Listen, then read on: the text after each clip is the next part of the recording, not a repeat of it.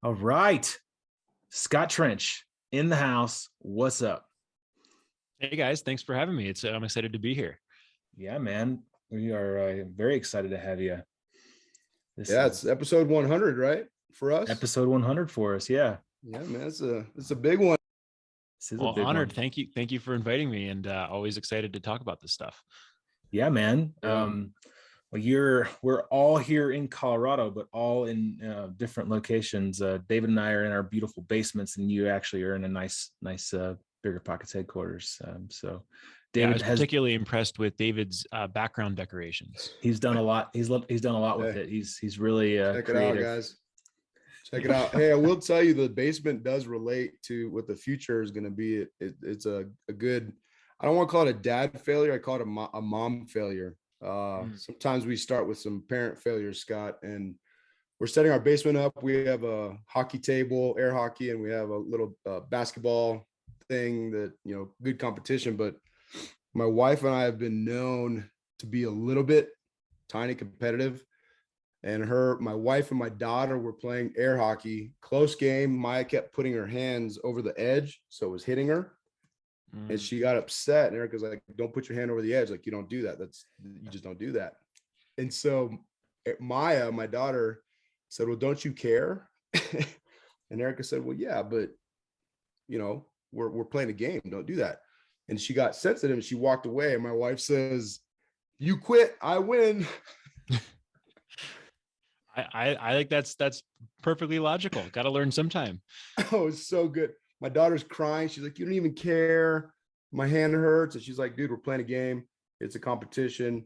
You quit, I win.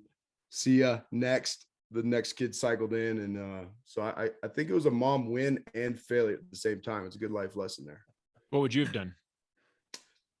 Same thing, man. You can't quit. You quit in the middle of it, you forfeit. Like, that's it. Like, what? You got to work through the pain, right? Makes sense. One day. Similar. Have you guys? I didn't even know this game like exist. Like, I played it when I was a kid, but my son, he's 4, Scott, and we give him like an allowance every now and then, and he really wanted to go to the store and buy something. So he went to the store yesterday and he bought Hungry Hippo. Have you ever played Hungry Hippo? Like, I have. He brought it home last night and we played for hours. And similar, like I wasn't going to just play easy. Like, I was playing my heart out, just slamming hippos, and like my son was like getting angry because I kept on winning. And I think as a dad, we should show our kids that they're not gonna win every time, right? Like, they're not gonna get a trophy every time. I think that's right. I think Hungry Hippo is a great analogy for the 2021 real estate investing world. Oh, yeah. That's good. That's good. I do. That's why like you're that. Scott Trench. That's that why is you're CEO of Bigger Pockets. Everyone's right just there. gobbling up as many properties as they possibly can. Doesn't matter what the price is. Just clicking. Yeah. So I love that, good. man. That's great. That was my attempt. Yeah. That's good, man. Well, hey, Scott, I real quick before you kind of tell us a little bit about yourself. What I've appreciated about you and where I met you in Annapolis. I think you had just given a talk to some midshipmen about financial future and financial, just being financially set for life, right? The book that you wrote, and I think your passion to serve others, to help others, to love on them, to achieve their highest and best, and become financially free, so they can be truly achieve what they were created to be. I think that passion is awesome. I respect it. The fact that you put it in a book. I respected the fact that you took your time to come out to Annapolis, talk to a bunch of midshipmen, future naval leaders, and that you sat down with us, a couple knucklehead officers, and we broke bread at the Great Iron Rooster. And I think just your heart to do that. I want to make sure that that's captured before you. I'm sure you're going to talk about yourself, and you'll be overly humble, but I want to make sure our audience knows that you have such a heart for service and such a heart to give back and see people achieve their best. And that's a mission, Bigger Pockets mission as well, to help people achieve this level of financial independence. And I just want to throw that out there before you kind of give your intro to set the scene for who you are and what you bring. So really appreciative of you for doing that. Oh, well, thanks. And that was the like was a lifetime honor to get invited to speak at the Naval Academy. So you don't turn that down. And I've always had a long fascination with the Navy, and I grew up near Annapolis, but the splendor of the Naval Academy there, and always I got a fascination with submarines. In another life, I would have been on a submarine and aspiring to become a captain at some point over a career with that, and wrote my college thesis on that. So like all the military branches, but special place for the Navy, and a big fascination with that. David got to spend some time on a submarine, didn't you, Dave? Yeah, it's funny. I spent time on multiple submarines, and last time we met, Scott, I was really pushing hard to try and to see if we could get you on a submarine out in Connecticut. I knew he was the officer in charge at the time, and I was like, hey man, if we can get this guy out there to speak to the sailors, could we get him in a sub? And he's like, we'll try. So it didn't work out, but I'm not giving up on it. We're gonna get you on a submarine one of these days. Yeah, I always love that. The Admiral Rickover in the nuclear Navy thing was just yeah. So anyways, yeah, thank you for that. And it was great to meet you there, and great to talk to you again now, and love it all. Yeah, man. So if you could just, most of our audience knows who Scott Trench is and knows Bigger Pockets, but give us a little background about kind of who you are, where you came from. You said you grew up in Maryland, but what after that?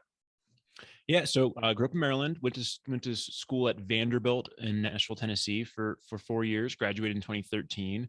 And right after graduation, I started my career at a Fortune 500 company as a financial analyst, making about $50,000 a year.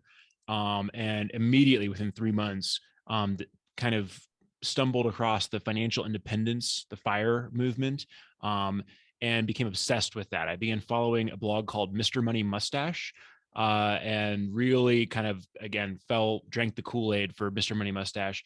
He has a very hardcore, extreme, I think a lot of people would agree, it's an extreme mentality around savings and bringing your annual spending as low as possible in order, one, to accumulate more wealth, but two, require less wealth to actually fund that long-term lifestyle, right? If you spend $25,000 a year, you both accumulate more money and you need less passive cash flow to sustain that lifestyle. So really, really drank that Kool-Aid. And simultaneously, I realized, okay, that's great. I have a 10-year path to retirement, but is there a faster path that I can do? And that's where real estate came in. So I got really interested in real estate as well and began following a company called Bigger Pockets. In 2014, I started my career in August 2013. By the next August 2014, I was under contract on my first rental property. I might have been a month away. I might have got on a contract in October, but about a year after I started my career, I was under contract on my first rental property, duplex house hack, and I had joined the startup Bigger Pockets as the third employee at that point. And then from there, from 2014 to the present, I've taken more and more operational responsibilities, bought a handful of properties, about one every year and a half, every 18 months, and kind of scaled my portfolio, invested in stocks, and find myself CEO here after our founder stepped back in 2018 and we brought on some private equity partners. Yeah, that's pretty incredible. And would you say that your passion when you were with the FIRE movement, is that what kind of prompted the beginnings and set the seeds for the book that you were going to write, Set for Life? Yeah, I was obsessed with the FIRE movement. I couldn't, I think maybe many people or some people that are maybe like me, who kind of stumble across this, you go down the rabbit hole and you're like, why was this not something I was taught in school? Why is this not the worldview of essentially everyone with respect to money? So I became a little obsessed with it still obsessed with it. What am I talking about? But I became very obsessed with it and probably was a bit annoying, talking about this to every single person I knew, family, friends, coworkers, random people at the park. And that, I think that obsession kind of, my outlet for that came at Bigger Pockets when, I was the director of operations. So I had to spend, 8 to 5 working on operations here, selling advertisements, customer support, working with the customer support team, doing those types of internal things. But at night from 5 to 10, I'd be writing blog posts and posting on the forums and that kind of stuff. And so the book really most of the concepts in the book were originally constructed in the form of blog posts over the first 4 or 5 years while I worked here at Bigger Pockets. And eventually I kind of put that all together into a framework because I thought there wasn't a crystal clear path from zero and a median income to a few $100,000 in assets, right? That, to me, that seemed like a formulaic approach. The opportunities available to somebody begin to multiply as you have tens or hundreds of thousands of dollars in wealth that you can access outside of your retirement accounts, outside your home equity. Once you have that, you can start businesses, you can buy real estate, you can buy alternative assets, and the options begin to explode and the paths begin to diverge. But to really get started for that median income earner with little to nothing working a full-time job, I thought there was lacking a path to kind of get from zero to 500,000 or so in net worth in a rapid amount of time. Yeah, man, it's a great book. I've given your book out a lot to like sailors, sailors in our commands that, they've posed an interest in learning about, finance and money and real estate. It's just a great book to, like, just like you said, kind of set you up for life. It's awesome. Now, Bigger Pockets, like you said, you started there. It was a startup in 2014. Where's Bigger Pockets now? For those that kind of aren't on the website, and kind of give our listeners, like, what is Bigger Pockets now? Yeah, what is Bigger Pockets now? Bigger Pockets, I think, is evolving to, or we're kind of shooting for this as like one-stop shop, right? So when you want to invest in real estate, there's an entry price, and it's not just in dollars in the form of down payment. It's a several hundred-hour investment of time in learning about all these financial models or all these frameworks that go along with investing. How to deal with tenants. Should I allow pets in my rentals? Should I form an LLC or not? What type of financing should I use? What is cash flow? What is CapEx? And how does that relate to my cash flow? And those frameworks, I think, only kind of fall into place neatly over the course of, I think, a several 100-hour investment in self-education. And what's more is there are general things that apply to every real estate investment, like how to manage your taxes or how to compute cash flow. And there are hyper local or regional differences, right? There's going to be a different strategy for investing in the Midwest versus on the coasts. And there's going to be a different strategy for investing in a specific neighborhood in Memphis, Tennessee versus one in Indianapolis, right? And those nuances, I think those frameworks really come about by immersing yourself in a world of hearing other successful investor stories, maybe nationwide, and also meeting with and learning from people in your local market. And so I think that's what we're trying to build here, is this place where there's an ocean of constantly refreshed current content that discusses the high level frameworks, and as they're slowly changing with national market trends, but also all this stuff that you can go to find about your local market and meet local service professionals and people. So what are we? We're trying to be everything, right? We have a podcast, a YouTube channel, a blog, forums, and in a world you can go and immerse yourself in to learn about all this real estate. And then you can also meet your team, agents, lenders, property managers, or find and analyze deals on the platform. So it's kind of that one-stop shop experience that we're trying to build for investors. Yeah, man, it's pretty awesome. I mean, like, just like you said, hundreds of hours. You can get lost in biggerpockets.com all day long. You can spend hours and hours and hours. So we saw you at the Best Ever conference 2 years ago here in Colorado, and you spoke, and you said something that I thought was really, really interesting. And you kind of talked about the mission of Bigger Pockets, and you talked about, a goal of yours is just teaching financial literacy and financial freedom to unlock human potential. What does that mean? Like, how are we unlocking human potential through Bigger Pockets? Yeah. So what is human potential, right? I think the human potential differs, I think, based on the individual, right? Some people have more and less potential than others, right? Like Stu has more potential than David on this one. I was told to give some shit to David. So that was with that. And then I think it also depends on your age, right?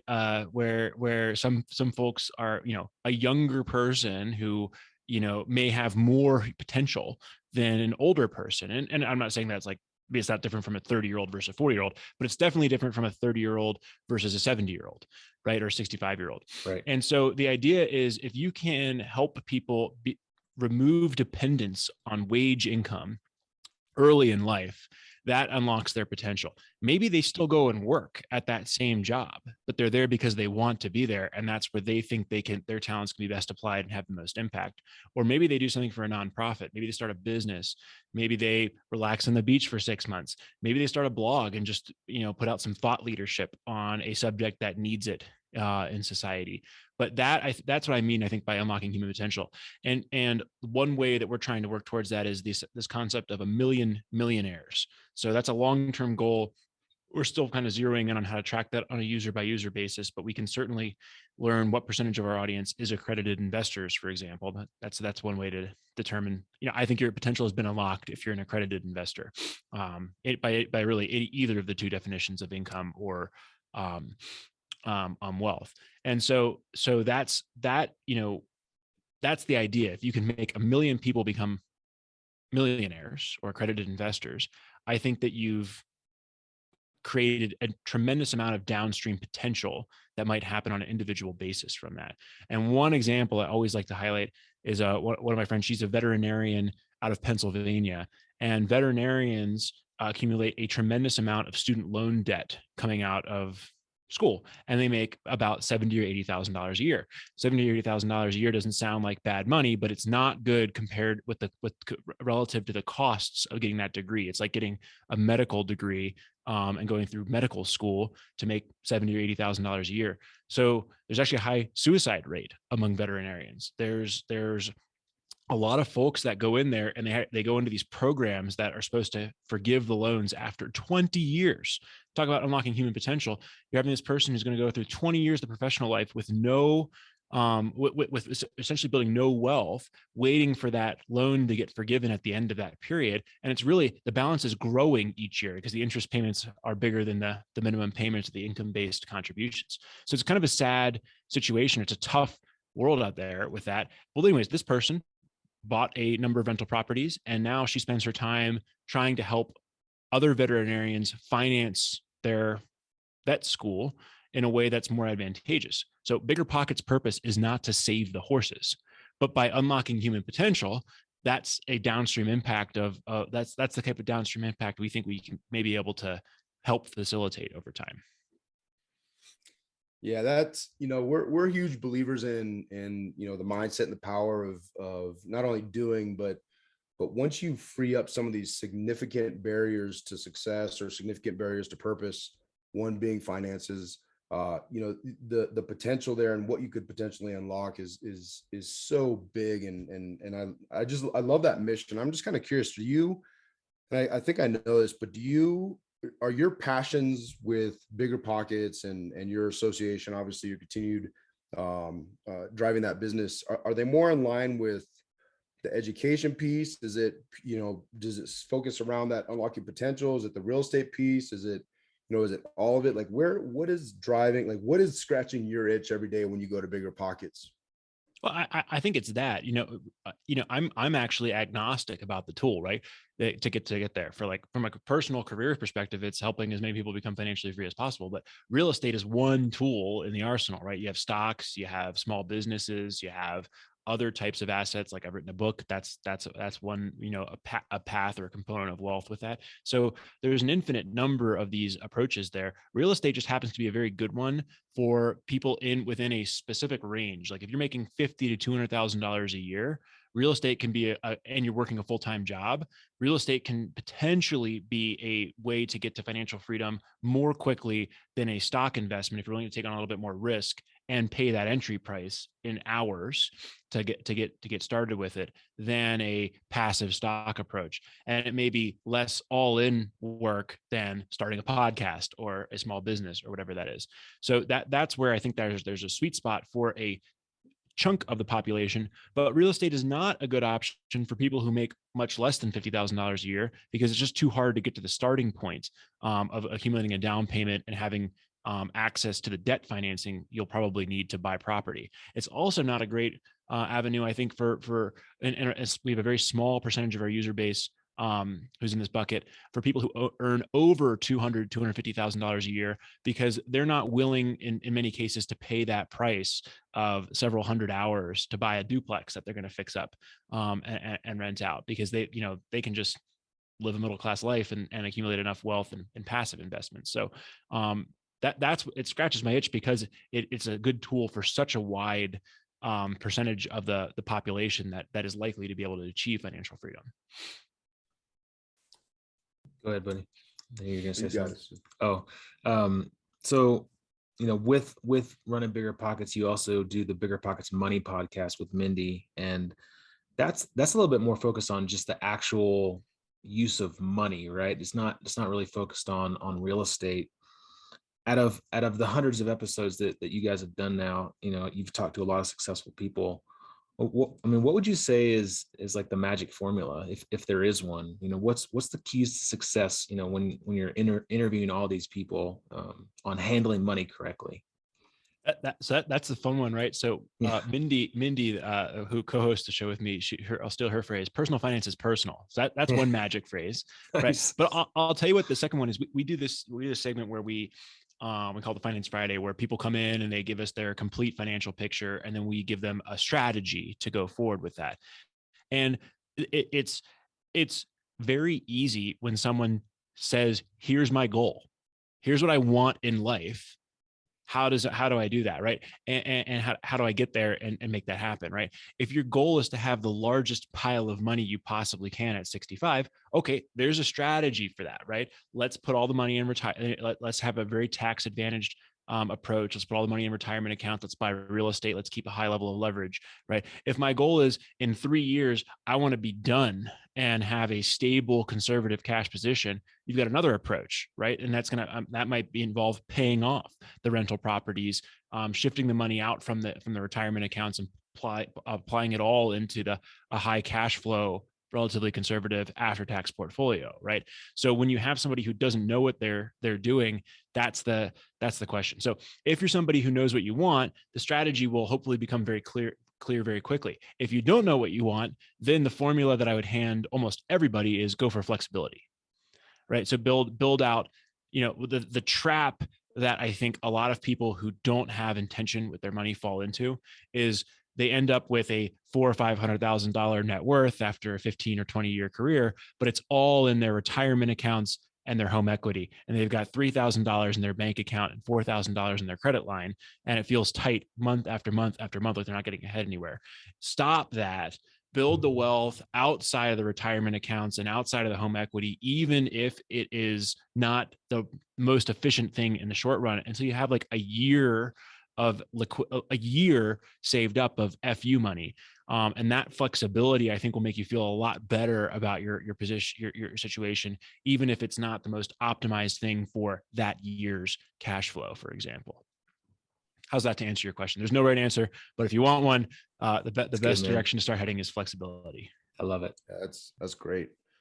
Hey, so, I'm kind of curious, after all these shows and your passion, your study, writing this book, the research you've done, in your opinion, what is the biggest barrier to being financially savvy and having some, because, you highlight some, and I'm assuming you came up with these, but, like your 5 tactics to help you earn more money, the 7 core tenets of investing. You even broke down, these are all from the book.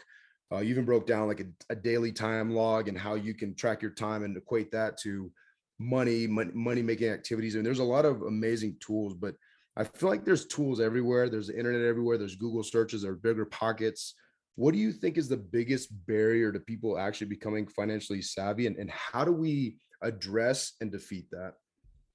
I think it's probably a cultural and educational component, right? So money is just not, it's not polite to discuss at the dinner table. So I don't know if this is true, but like I have to be in the top, 1%, maybe the top 100 or 1,000 people in terms of the amount of different people I've had a money conversation with, maybe outside of like financial planners and all that kind of stuff.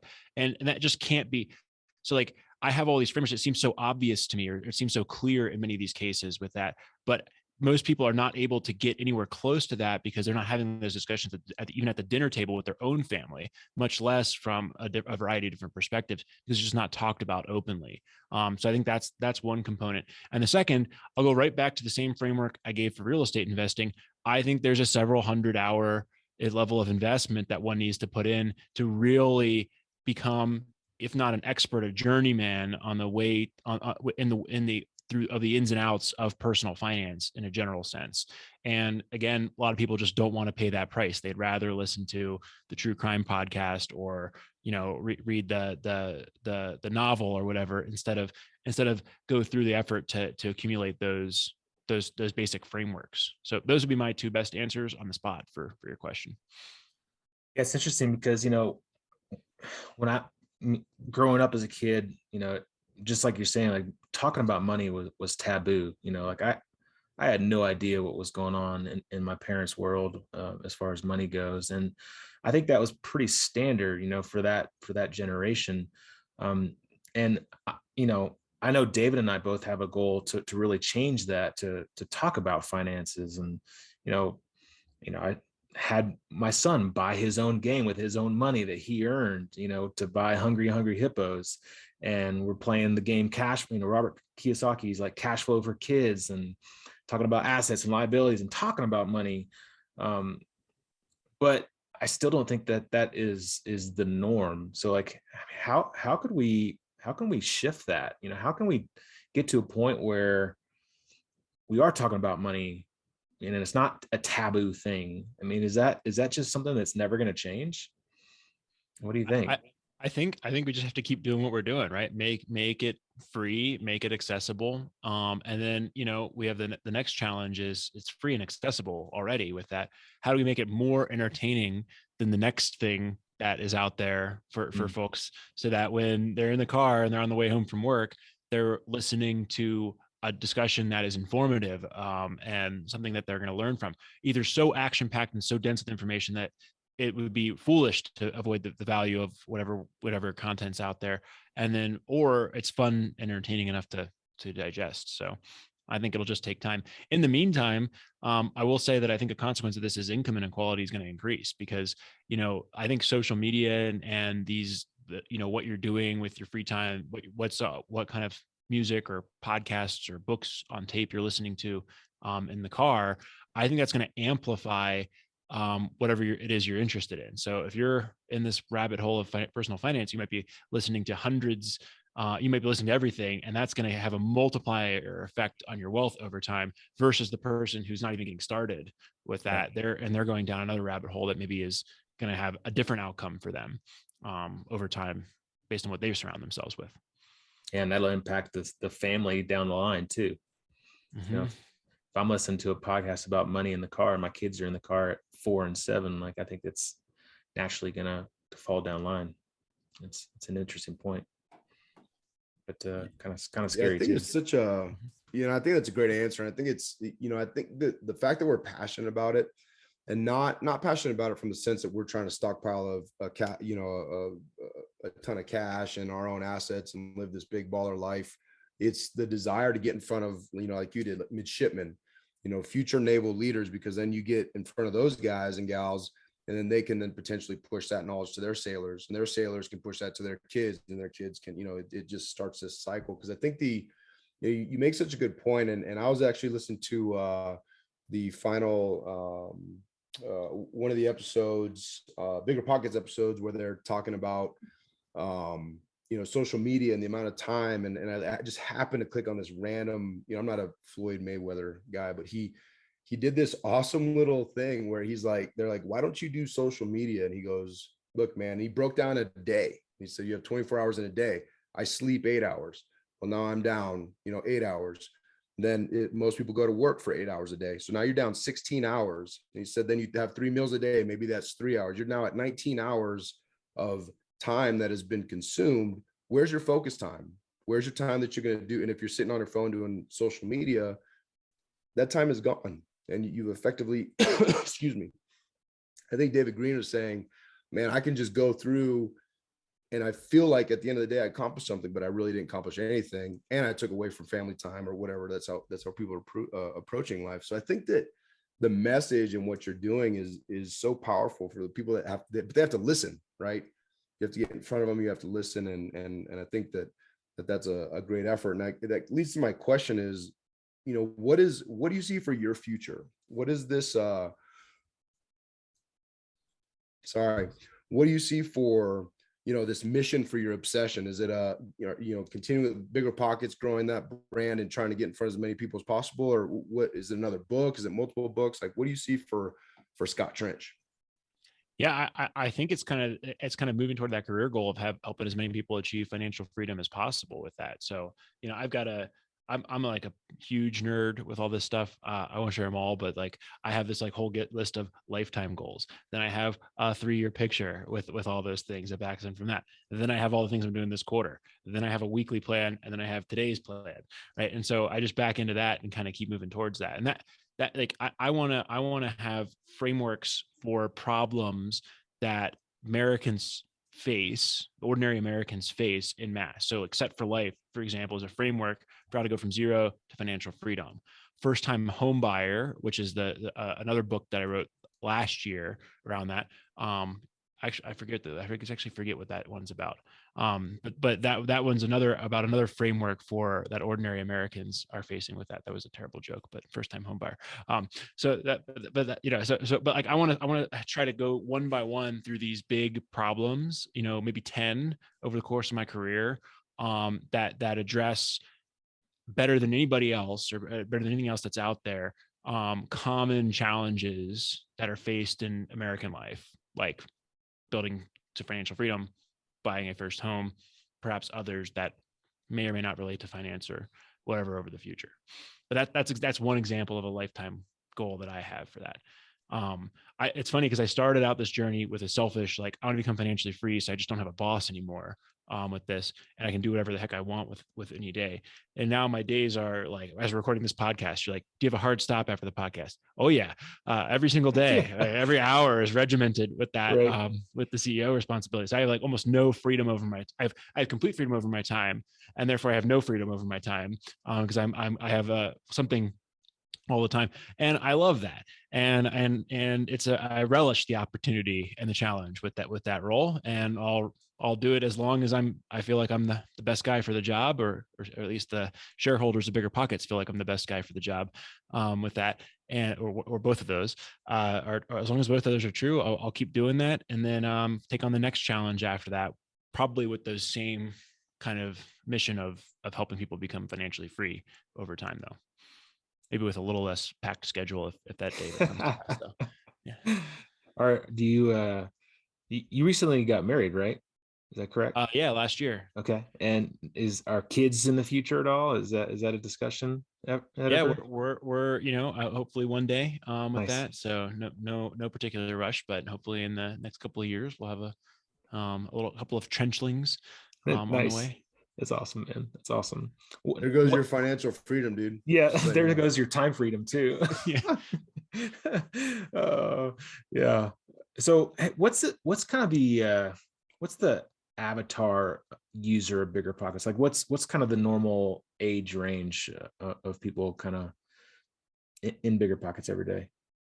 Sure. So this is hopefully I won't be too nerdy on this one. Our typical user is 34 to 45 years old. They're overwhelmingly male, 75, 80% men, something we hope to change over time. We're not sure if that's a reflection of the fact that some of our hosts are male, or some of the, or that's just a tendency of interest from the investor population. Most of them make between $50,000 and $150,000 per year in household income.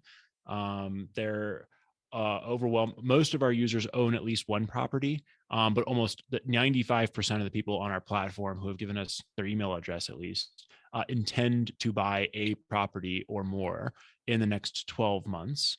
The vast majority of them are looking for long-term rentals. There are a lot of people who are also interested in BRRRR, which is just another strategy for getting to the long-term rental goal: buy, rehab, rent, refinance, repeat, for those who don't know what BRRRR stands for. And then short-term rentals is actually an interesting one that's exploding in popularity on our platform. It's last year, I think like 5% of people were interested in it as a strategy. And this year, 30% of people are interested in short-term rentals. So that's becoming another strategy. Almost everybody is looking for financial freedom, not necessarily to quit their job, but they want the optionality that comes from it. And almost every one of our users, 90 to 95% of them, have assets outside of real estate in things like stocks, crypto, gold, and other asset classes. So two questions with that. And it's kind of for us too, because, I think we have a lot of the similar passions that you do as far as like just really helping and serving and teaching and trying to, help others get, to their highest and best, right. To unlock human potential. And for me, I think a big opportunity is the younger individuals, and maybe not like our kids. I mean, although we are absolutely going to be working on that, but that, like, the college kid, you went and talked to the Naval Academy. I've gone to talk to some Air Force Academy guys down in Colorado Springs. How does Bigger Pockets, and how does David and Stu at Storehouse, and how do guy, the 34 to 44-year-old who is on his way to financial freedom, also teach the college close to being graduated about financial independence and be financially savvy, to not leave college and then just go be stupid and drink their life away and party, right? How do we get there? I think we're too old. So I'm too old. Stu, you're probably too old, and David, you're way too old. Yeah. So I think that how we do that is we get younger. We get the folks that are in there that are 24, 23, 24, who are doing all of the right things and clearly on the right track, and have them showcase what they're doing so that the next folks will follow. Right. And I think that was that was one of the reasons why I wanted to write Set for Life when I did, is because I couldn't write that book today at 31, right? I was too right at the time, right? I knew everything with that, and it wouldn't have worked. Like I can't do that even 5 years later with that. I think it has to be coming from somebody who's in there doing that. And how do we find those people that are on the right track and give them a platform so that we can help reach those folks? Because I think the real world is too distant for a college kid. That's my frank answer to that question. What do you think? I think it's great, man. I haven't thought about that, but yeah. I think it also is very helpful to think of it that way, to frame your effort, right? So if we're looking for individuals to potentially mentor and try to impart some of this, and then they're, if they have the leadership abilities and desire to then invest to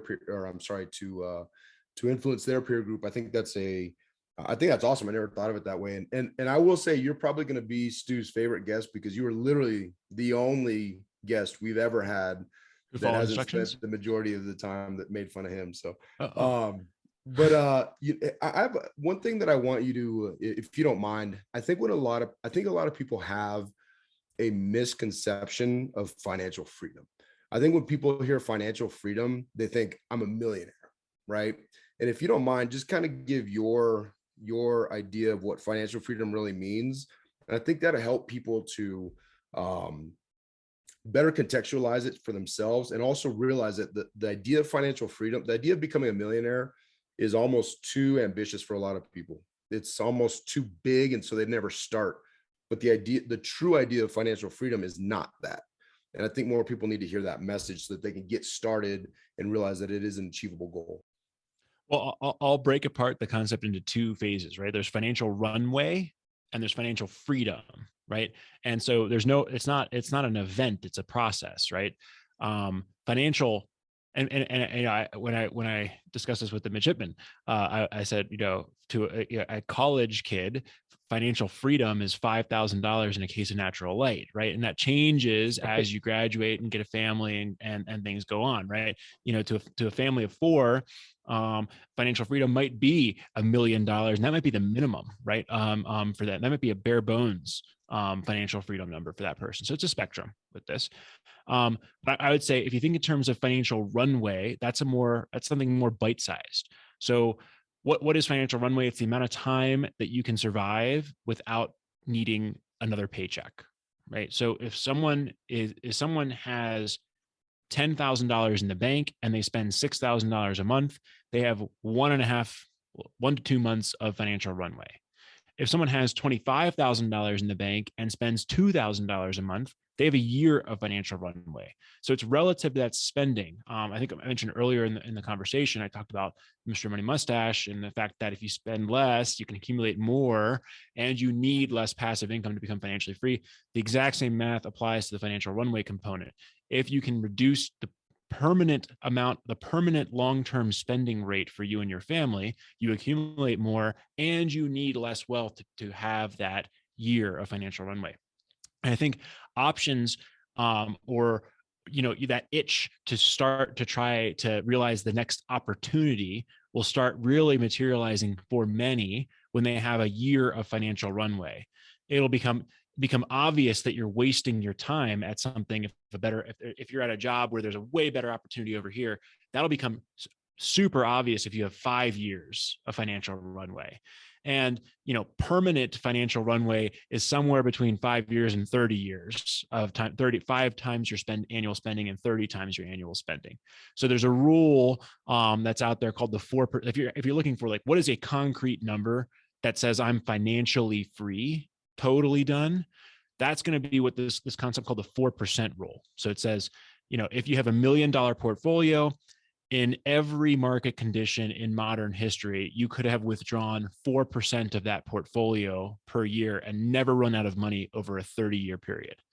Mathematically, the difference between 30 years and forever is not that large. So if you ever start trending below your long-term goals on that asset base, you can course correct over the course of 30 years. So if you can save up 25 times your spending or a portfolio such that you can withdraw 4% of it per year, you're done. You're financially free, according to even a really, really conservative viewpoint on that. But a better way, if that seems like too big of a goal or too distant of an objective, financial runway is something that's more concrete that you can build within a matter of a few years to begin pursuing some more of those opportunities. And you'll have better and better options, and I think a better and better day-to-day life as that runway extends, even before you hit permanent financial freedom. And I love that, and thank you for doing that and breaking that down so well, because I think it shows that people can have a bite-sized approach to this, and it's also iterative, right? So as you get that year, to get the second year, all the lessons you learned for the first year, it's not like another year to get the second year. You are just going to continue to the opportunities that arise, whether it's from your human capital that you freed or the opportunities through networking or whatever it is. Like you said, those opportunities will become so obvious because you're not so myopically focused on, I need to pay the mortgage next month, right? And so I think if we could get out of our own way in a lot of these situations and recognize, okay, it's not a home run. You don't have to hit a home run to achieve this runway. You could hit a couple singles. And when you hit singles, those accumulate into runs, and then those will accumulate into better and better and better, whatever it is, deals, investments, opportunities, network of folks to present that kind of stuff. And I think that, excuse me, that idea is, I mean, you said it beautifully, right? I think it really helps to frame that and shows that we can achieve this, and it's not, something that's out of our reach, out of our grasp. Yeah. Even like another twist I like to add to that, like hit singles, right? Is there's 4 levers you can pull to build wealth. You can spend less, earn more, invest, and create, right? Create, you can build a business or create an asset. And I think it's important to have a formula that will just get you to where you need to get to over time, right? That's what then, and that's what most people, I think, grasp and understand. I save $500 a month, compound interest carries me to $1 bajillion over, 50 years with that invested at this rate. That's great. You need that formula, and your month to month, you should have a system month to month for applying that formula. But I think if you focus on flexibility in the first year or two and ignore that formula, or at least heavily weight flexibility first, then you can apply that formula for the next 30 years. Know you're going to hit that goal, but you can also seize a couple of those opportunities that might just turbocharge you past your goal, like starting a podcast, like what you guys are doing, or whatever it is, right? Those are the things that outside of your nice, clean spreadsheet can bring about those dreams way, way faster, right? And that's where having, I think, that flexibility and being prepared to use it to make that career leap, or start that business, or buy that house hack or rental property. Those are things that I think can turbocharge it. I think having both of those concepts in your mind at once is hard. They can't be done simultaneously, but understanding the value of both in a practical way, I think, if you don't do that, you're going to miss one of those. I love it, man. That's good stuff. Well, dude, I know we're kind of running to the end of time here, but I got one more like super important question for you here. And we just had a snow, and David was making fun of me on the last podcast recording that we had, when I told him I just finished up using my snow blower to get all the snow off of my driveway. So question for you, Scott, do you use a snow blower, or do you shovel your snow off of your driveway? Super important question. I got a way better answer than that for this. I rent. I own a bunch of rental property. I rent. So I got a landlord who takes care of that stuff. So this is it. Okay. That's a great answer. It is a good answer. If you were to remove snow, would you use your able body, or would you rely on a machine to do it? All right. So if I didn't have a landlord, and if there were no neighborhood children, I couldn't overpay to do that for me. Wrong dude to ask, man. Then I would probably use a shovel. And the only reason is because getting the freaking snowblowing machine seems like more of a production than actually just shoveling the driveway with it. So. That's awesome. That's awesome. Wrong dude to ask. Like, I would do anything to not do it at all. Right. So basically, hire. I would hire somebody to do that. In Colorado also. First of all, I would buy a house in Colorado that faces south, because then you don't have to worry about it. Yeah. Okay, that's the best answer. See, I think of it differently. My house, my backyard faces south, so I have to shovel. But while I'm shoveling, I'm meditating. I'm listening to, today I was shoveling, listening to Bigger Pockets episode. A lot of good stuff was happening. I was getting a little bit of a workout. I haven't gotten that with this COVID. So I actually enjoyed my time shoveling quite a bit. I have become quite soft with these types of things. So you're asking the wrong guy on this one. That's hilarious. Well, Stuart has too. He's I got a manly beard. That's about where it stops. Yeah, I can't grow. I don't even have beard. That. Yeah, I get too itchy when I got to shave it. I've been used to shaving for 20 years. Hey, Scott, before we sign off, I know you got to run and you're a busy man, but hey, dude, I just want to thank you so much. I want to encourage you. When I read your book, when we pass your book out, when we talk about you and we try to get you in front of, see you in front of midshipmen. And I know that we're probably going to try to get you and in front of some other young groups that we see as future leaders, future influencers. Your willingness to do that, your love, I'll characterize it as love, because I don't see any other way that you could put so much passion into trying to help other people achieve their highest and best, to unlock their potential, to unlock their capacity so they can live the best lives they can live, is such a unselfish agenda. And I'll tell you, you're making huge impacts in areas that you don't even know, and you won't know in this lifetime. But I just am so grateful for you. I'm so grateful for you taking the time to be on for us, a very special 100th episode of a podcast. And we've learned a lot from you. You've mentored us in a ton of ways, whether it's through the book or the podcast or things, again, that you're not even tracking. And and just so grateful for you, my brother. And just hopefully you're encouraged to continue to crush it, to do amazing things, to help people to be the best that they can be. And we're just very grateful for you, Scott. Well, thank you very much. That was a really nice thing to say, and I really appreciate it. And yeah, it's fun, and congratulations on 100 episodes, and very grateful and honored that you guys selected me to be the guest today. So thank you. Yeah, man, this was fun. I appreciate it. Hopefully we can see you in real life soon. Maybe we'll catch each other soon. But guys and gals, hey, if you're not on Bigger Pockets, go check out biggerpockets.com. Go get Scott's book, Set for Life. Go listen to Scott on Bigger Pockets Money podcast. All amazing tools to grow your knowledge for your self-education. And hey, if you like this episode, please share it. We'd love to see some shares out there. Tell people about it. This is 100 episodes deep. This is awesome. And yeah, Dave, you got anything else? No, man. One thing, Scott, I'm claiming for you 20, not 10. I think 10, you're limiting yourself. So 20 more, or 20, I guess that's 18 more books that you're going to put out. I think 10 is limiting how much you have to offer. But they got to be. I need to feel like they're the best ones on that subject. So that would be where I want to. Yeah, we'll see. No doubts. All right, brother. Thank you, guys. All right. No, thank you. Hey, appreciate it. Everybody out there listening, thank you for coming on this journey with us for 100 episodes. Hopefully we have hundreds more in us, and this is meaningful and valuable to you. And go for your Storehouse, right, Stu?